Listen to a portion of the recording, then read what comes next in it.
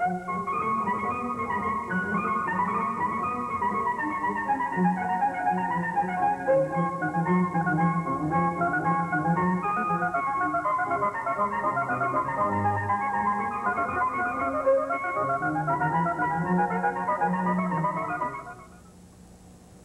to Firing Line. I'm Mike Kinsley, editor of The New Republic. Almost nobody is satisfied with the state of American public education. Every day's newspaper seems to bring reports of yet another study showing that our kids are falling behind their peers in places like Japan. The movement for tougher standards that began with great hoopla a few years ago is perhaps beginning to show some results, but the drift away from public schools continues for families who can afford an alternative. A favorite conservative cure for what ails the American public schools, along with much else in government, is privatization. One of our guests today, Myron Lieberman, an educational consultant, has just published a book called Privatization and Educational Choice. As Mr. Lieberman explains, privatization actually covers a variety of ideas. The best known is so-called vouchers, which would work roughly like food stamps. The government would pay a set amount toward the cost of any school, public or private, parents wish to send their children to, and the schools would have to compete on price and quality just as supermarkets do today. The most radical notion in Mr. Lieberman's book is something he delicately calls load shedding, which means getting the government out of not only supplying, but even paying for the education of children. As more taxpayers have no children, and as more of those who do send their kids to private schools, Mr. Lieberman predicts that this very radical idea is going to start catching on politically. Mr. Buckley's other guest is Peter M. Flanagan, who was Assistant to President Nixon for Domestic Policy and is now a Managing Director of the investment banking firm of Dillon Read. Mr. Flanagan is personally responsible for the education of 5 children. Mr. Buckley, my former boss, Charlie Peters, who's the editor of Washington Monthly, has been saying for years that there are only 2 occasions in American life when all the social classes and all the races mix together socially and learn to live with each other. One is the public schools, and one is the Army. Now that we don't have a draft anymore, he argues, it is even more important to encourage everyone to go to the same school so that we can all learn to live with each other as Americans. That seems like a pretty powerful notion to me. I'm glad he was your former boss. James Conan Bryant, as president of Harvard back in 1952, came out in favor of abolishing all private schools, using pretty much that same rationale. He retreated from that position a few years later. At that time, 5% of American schools were private, but I think we ought to make this distinction right away, and that is that Mr. Lieberman very sharply distinguishes between 2 approaches, one more radical than the other. One approach is simply choosing the public school that you want, which several states have already done. Now, I know that I incline to something that goes beyond that, and we'll let Mr. Flanagan speak for himself. But explain, if you will, that distinction, because it's important for our viewers to know the importance to which you attach to it in the book and the political point. Well, before I do that, I just want to make a comment about Mr. Kinsley's introduction. It's fallacious to think that the public schools are a melting pot because they enroll children of different economic levels and religions and so forth.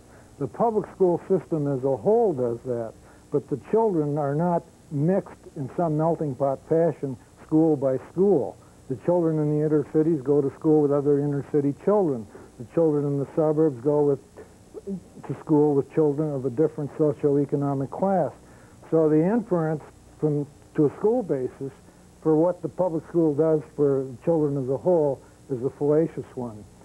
Now, the question that Mr. Buckley asked, there is a movement now in this country for public school choice. I regard this as a big banana peel. Some conservatives favor it because they think it has some resemblance to the free enterprise system. But the notion that you're going to get the benefits of free enterprise from choices offered by a public monopoly, I think is ludicrous on the face of it. And then other people think that you're somehow going to empower poor parents if you give them a choice of public schools. And I think that both in theory and practice, that's a very naive point of view. So therefore, you think that, you don't think it's a step in the correct direction, you think rather it's a distraction from a step in the correct direction. Yes, it is essentially a distraction It's worse than a distraction, although distractions in and of themselves are harmful enough because they fritter away resources and attention. But and in this instance, for example, in Minnesota, for example, the enrollments in private schools are declining. Do you see? And by the time people get around to realizing that public school choice is simply another fad that's going to blow over when people really realize that there's really nothing to it, I think the educational system as a whole and the private school systems will be even more weakened than they are now. Well, Ms. Pryor, you know about the situation in New York, I know intimately, in virtue of your patronage of the student-sponsored program, which, incidentally, would be worthwhile, I think, you're describing because it's very much in point. Well, the student sponsorship program was developed, in my view, because, in part, there is no public choice. Dr. Lieberman says that public choice is a banana peel, and it's ludicrous, and that private school enrollment's declining in Minnesota, none of which deals with the issue. It characterizes it, but doesn't deal with it. In fact, in your book, Dr. Lieberman, a very provocative book, in which I entirely agree that a bureaucratically managed, centralized school program, such as we have in our public schools, don't work. That system has failed. The question, however, is, can you get away from that kind of central control by allowing competition, that is, choice, among public schools? And you discuss and dismiss that in 6 pages of a 350-page book, while you spend a lot of time on what Mr. Kinsley calls load shedding, etc. I think that conclusion is incorrect, and I think the reason it's incorrect, or the reason I conclude it's incorrect, is that both the empirical evidence, let's say District 4 in New York, and the intellectual work done by John Chubb at Brookings would indicate that you do get competition, you do get choice in a properly designed public choice program. Well, I don't agree with that for several reasons, but let me just say this. It was interesting that when Dr. Coleman made his study comparing Catholic and private and public schools, there was an enormous outcry and enormous analysis of his procedures and his results. Now when we deal with the claims that public school choice results in some improvement, I don't know of any careful, disinterested analysis that establishes that. Take District 4, which you're familiar with. I have written to the officials in District 4 asking, or to people who advocate it, asking, for example, how do they know that any improvement is due to the activity of the district? For example, that district has enrolled pupils from outside the district. Therefore, how can we be sure that the improvement in the test scores is not the result of who they enroll rather than the result of what's going on in the district? I can't even get from either the people that are in that district or from the people who write these laudatory articles about it any careful study that shows that what is going on in the district is resulting in improvement and that the pupils are doing as well or better there than they would if they were enrolled in their regular school. Well, now that surprises me, Dr. Lieberman, because I talked to the fellow who wrote that study, and to whom you Which asked... study are you referring to? The study on District 4 that you told me you read. Yeah. You called that author, Mr. Domenico, I think his name is. Correct. Asked him about that question, and he gave you the answer, which I will I now... haven't received it as of this moment. Okay, then. What answer did he give you? And the answer was, Bill, that the number of kids who came from outside the district into the district, and as of course you know that's illegal, they have to say they live there to do that, is very small. And that the significant thing about kids coming into the district is prior to the installation of public choice in District 4, the kids were illegally going to schools outside the district. After the installation of public choice at intermediate high schools in District 4, people from other districts were coming into the district. However, the number that came in, as opposed to the thousands that were there, were not enough to significantly alter the statistics. Now, let me tell you the statistics. Prior to there being public choice at the intermediate high schools, at the end of the intermediate high school years, 15% of the kids read at grade level. 15%. after they had had public choice at the intermediate school level, 65% read at the grade level. That could hardly have been influenced in any significant way by the small number of kids who transferred, and I remind you illegally, into the district. Well, I'm not in a position to challenge that because I haven't seen the evidence, but I don't think that others have seen it either. I've never heard from Mr. DeMonico. I've never heard from the officials in District 4.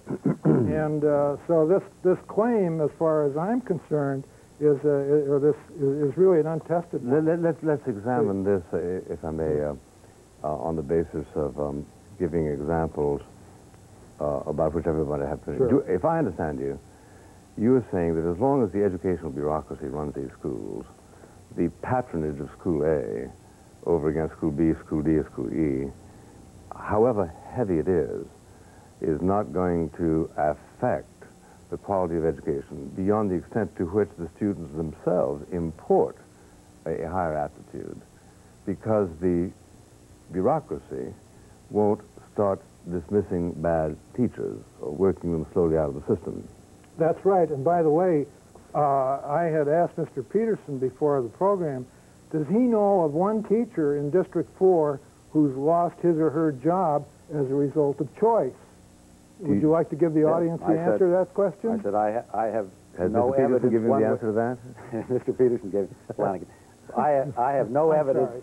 I have no evidence because I haven't asked. I don't know that. But let me finish. Peter, but the assumption is that the problem is bad teachers, and I deny that. Sure, that's a problem. There are probably bad teachers in good schools. They're bad Supreme Court justices. Occasionally. The problem is that neither the teachers nor the students are stimulated by being there because they are directed to be there, because they have to be there. You say in your book that the lack of choice, that this bureaucracy in schools is the same as the bureaucracy in the Soviet economy. None of us question that the Soviet economy fails because there's no choice. No. You properly do question that, and I agree.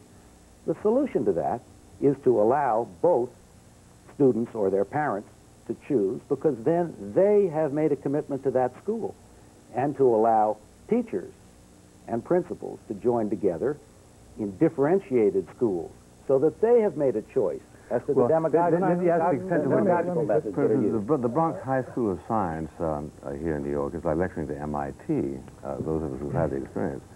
Now, I can't believe that they have mediocre teachers there. So there must be something going on that says if you're very bright in physics or in chemistry or in trigonometry, come to our womb and teach these bright kids.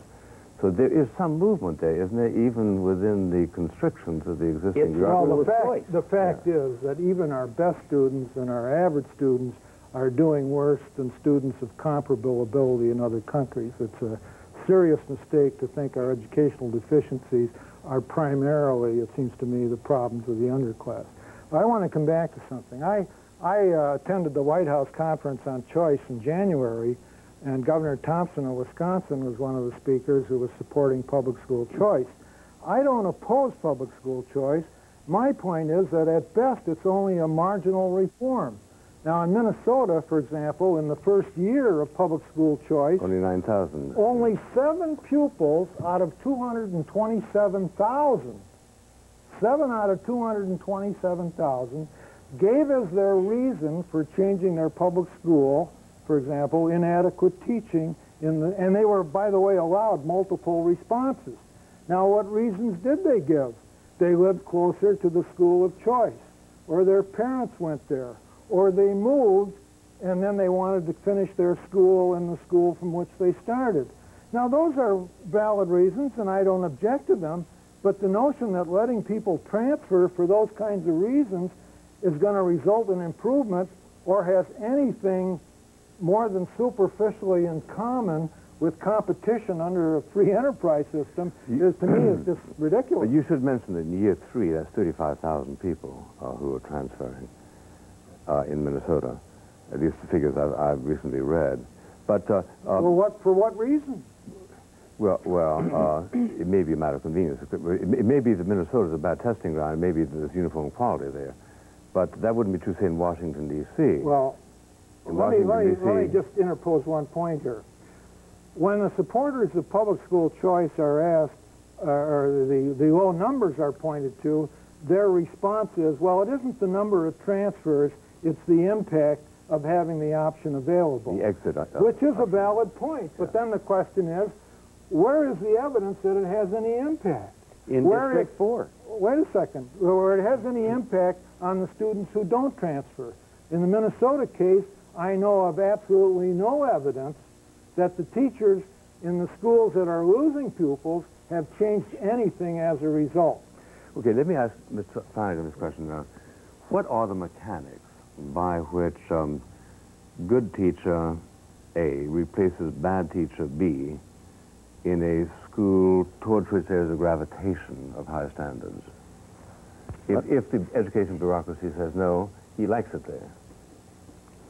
Let me change that to say that what happens is that a disinterested teacher, because that teacher doesn't agree with the way in which the school is teaching, goes to one that does agree, as happened in District 4. That if the new school does not attract students, that school goes out of business. Has happened twice in District 4. Now, that doesn't mean that the assets are just wasted any more than when a business goes out of business. They're reorganized. The next year, those schools reopened, and they reopened as successful schools with regard to choice. 95% of the kids got their first, second, or third choice.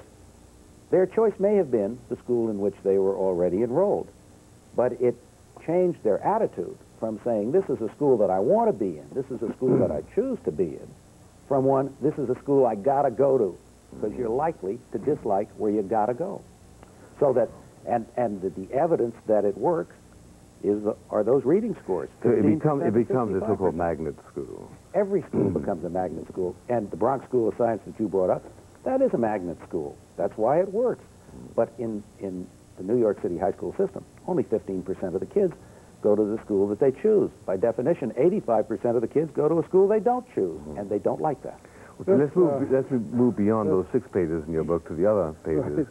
And you give 4 rationales for the religious, educational, civil, and political for choice. Right. And you make, I think, a very interesting distinction. You say there are the right of exit, i.e., I don't have to go to your school. That imposes certain pressures on you, and the so-called voice option, which means I have a voice in how this school is run.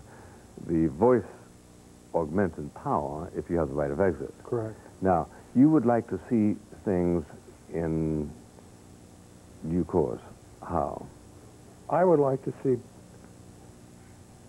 parents share directly in the cost and have vouchers that would subsidize a very good portion of the cost of education and have parents supplement it. I think that the evidence, for example, in health services and other services, is that people monitor the services more carefully and more effectively when they have some of their own money at stake. And the fact that they get education all the way up to the college level and most of it is paid for by the government means that they don't monitor it carefully, and it's and since there's no competition, and both at the K-12 level, the producers sort of have you no matter what you do, and you don't have your own money at stake, and half the money or more than half the money comes from the state. And that money flows in regardless of whether you do a good job or a bad job. Well, let me ask you an economic question. So what reason is there to change? You even talk about some schools running for profit, as they do in Europe, for instance. In fact, would the figures suggest that you would need extra investment by the parents if you were given a voucher for the full cost that the city is already spending on public education? Oh, I have no doubt that some parents would want an education in which they would have to supplement the voucher, and I see nothing wrong with that. No, I'm asking a different question. I'm saying, aren't we spending so much right now in major cities, New York, for instance, that if you were to take a voucher for that entire sum, you could have private education. Well, first of all, the answer is yes, but the situation is even different, I think, than you may surmise. We vastly underestimate the amount of money spent for public education. It's systematically and pervasively understated. It does not include, for example, unfunded pension liabilities. It doesn't include the cost of buildings and grounds, for example, which are not included in systematic state formulas for what operating costs are. It does not include the costs of other elements of government. It does not include the tremendous judicial costs, for example, associated. So You even make though that this point country, in your book, yeah. even though this country, from the official records, is spending more than any other country in the world per pupil for education. It's in fact spending much more. It's in fact much more, which is one of the reasons why I say this situation really reflects a conservative fiasco. Well, is it spending as much as Groton? Well, that I don't know how much Groton is, but I'm saying that systematically we understate the real cost of public education, and by doing that, we unnecessarily and wrongly weaken the case for privatization. Yeah. Do you see? You wouldn't argue with that. Not at all. And I argue with the case. I'm in agreement with Mr. Lieberman Well, on I'm choice back if I entirely. may. Why don't you give us the concrete figures involving the Cardinal Hayes School? The reported all-in cost of The a incremental high student. school student in the public school system in New York is $6,000. The reported all-in cost of a high school student in Cardinal Hayes, where the academic results in any event are infinitely higher than at the comparable school, is $3,000. Well, let me just say this. I think the costs of most of the private schools are not accurately stated either. There are a lot of problems there. There are costs carried as parish costs that should be considered school costs. So this is sort of Lieberman's law. The more important something is in education, the less we know about it. And the costs of education are one of the prime examples. But I think, despite that, I think there really isn't any question but that the costs of educating children in public schools are vastly greater on the average than they are in the private sector. Now, let me add a couple other points here, though, that I think are important. One is, I'm doubtful that we can get the benefits of competition from nonprofit schools. And 99% of the private schools in this country, maybe 98 to 99, are nonprofit, do you see? And therefore, I think if you really want to get the benefits of competition from a voucher system or whatever, that you've got to make for-profit schools eligible. Now, if I may, Bill, I want to go back to a point you made earlier. People support vouchers for different reasons. Some support them for religious freedom reasons. Some support them because they think education will be more efficient, just to take those two. Now, those reasons don't necessarily work in the same direction, you see. Or some people support them, let's say, for taxpayer reasons. They think money will be saved. Now, one may say that it's so important to protect religious freedom that even though public schools cost more and aren't as efficient, we ought to do it. You see what I mean? Actually, it turns out that the denominational schools seem to be doing a better job anyway, but that's serendipitous, basically. It doesn't follow that way. It wouldn't necessarily have to be that way. Do you Except see? there's schools of choice, of course. Well, it isn't, yeah, that's a reason, but the point is you can't choose a public school, a denominational public school of choice.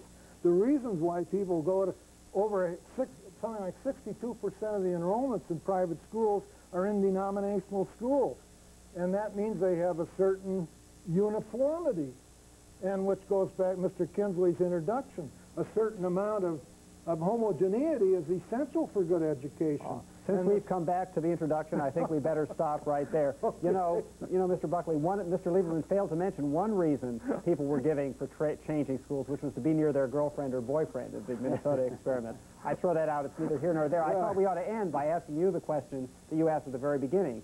Do you see choice of schools within the public school context as a genuine reform or just as a distraction from the ultimate dream conservative reform of a total privatization voucher system? So I would classify it as a definite reform and would, I think, point here and there to such examples as given by Mr. Flanagan. Obviously, the situation is a little bit better. I don't think that it meets the criticisms that I think Mr. Lieberman so brilliantly meets in his book. I wish his book didn't have so many syllables, but it's privatization and educational choice. And there is deep dissatisfaction in America with what's happening in the schools. It is a dissatisfaction that has a number of sources. What to do about it has got to involve choice. Now, whether it's kind of radical choice Mr. Lieberman suggests, which says, give you a voucher and then you decide what school to go to, or whether we can settle with the halfway measures which have given us District 4s here and there, is really a question of the political metabolism of the voters. Those of us who want the most for the young generation would, in my opinion, go in your direction. Thank you.